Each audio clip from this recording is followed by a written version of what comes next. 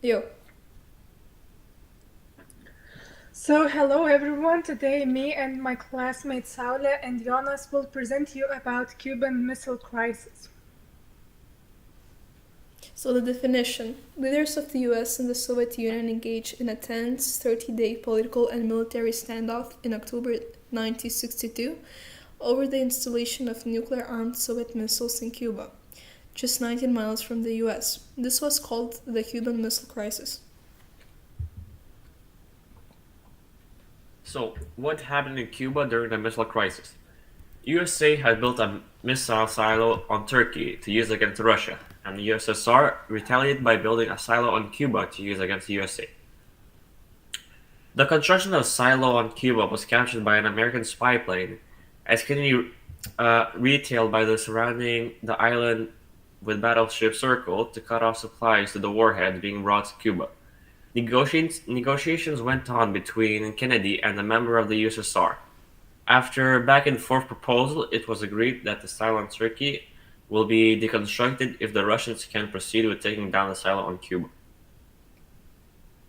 So, the timeline on 21st of October, USA informed Britain about the discovery of missile silos. Kennedy broke the news in a TV address to the nation. On 22nd of October, Kennedy ordered a naval blockade of Cuba. Khrushchev publicly denied that there were missiles on Cuba. 23rd of November, Khrushchev sent a letter stating that Soviet ships would attempt to sail through the USA blockade. And on 24th of October, Soviet ships carrying warheads turned back before the USA blockade. However, some missiles and warheads made it to Cuba before the blockade was in place. The USA threatened an invasion. Castro called for a nuclear strike from the USSR.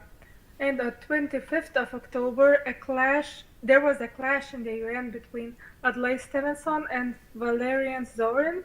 The USA provided photographic evidence of the missile sites. So, on the 26th of October, Khrushchev's first offer was made in a letter to Kennedy. The missiles would be withdrawn if the USA promised not to invade Cuba. This was the first Soviet admission that missiles actually existed on Cuba. On the 27th of October, a U-2 spy plane was shot down over Cuba and the pilot was killed. Kennedy was urged to start an invasion, but he delayed.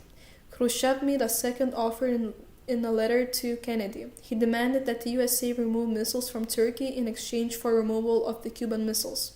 Kennedy responded to Khrushchev's first offer, ignoring the second. Robert Kennedy met with the USSR ambassador Anatoly Dobrinin. No official deal would be done, but the USA would guarantee not to invade Cuba again and remove Turkish missiles in the near future. The USSR couldn't reveal that this was done in exchange for the removal of Cuban missiles. On the 28th of October, Khrushchev accepted these terms, ending the crisis. So, what were the causes? The Cuban Revolution. So, the revolution that happened in Cuba made it a communist country, the first one of the Southern Hemisphere. That gave the USSR easy access. The Bay of Pigs disaster. The USA had launched an attack on Cuba that didn't go well. The second attack was feared by the leader of the Cuban Revolution, so he reached out to the USSR who would gladly help out. The arms race. An arms race has started during the Cold War, where Russians and the USA pumped out tons of missiles and nuclear warheads. They were stored in close proximity in Italy and Turkey, so Russia responded by bringing missiles to Cuba.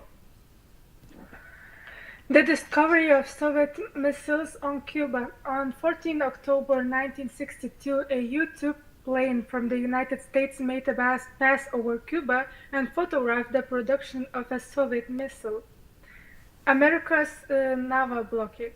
After learning of the Soviet missiles on Cuba, President Kennedy decided not to invade the island or bomb the missile sites. Instead, he enacted a naval blockade around the country, shutting off any Soviet weaponry shipments and isolating the island. So, the aftermath. The nuclear test ban treaty was signed. The world had come to the brink of war, but this had been averted. Cuba stayed communist and highly armed through the Soviet missiles, never moved under UN supervision. Both sides considered they had secured a victory. Khrushchev had saved the communist regime in Cuba from invasion by the USA and had negotiated a deal with the USA on the removal of the Jupiter missiles in Turkey. Kennedy had kept his election promise and stood up to the USSR and kept nuclear missiles out of Cuba. Both leaders emerged with something from the crisis and both sides had shown restraint. The USA did not react to the loss of a U-2 plane, and the USSR did not react to a U-2 flight over their airspace in Siberia or US Navy forcing a Soviet submarine to surface. Thank you for your attention.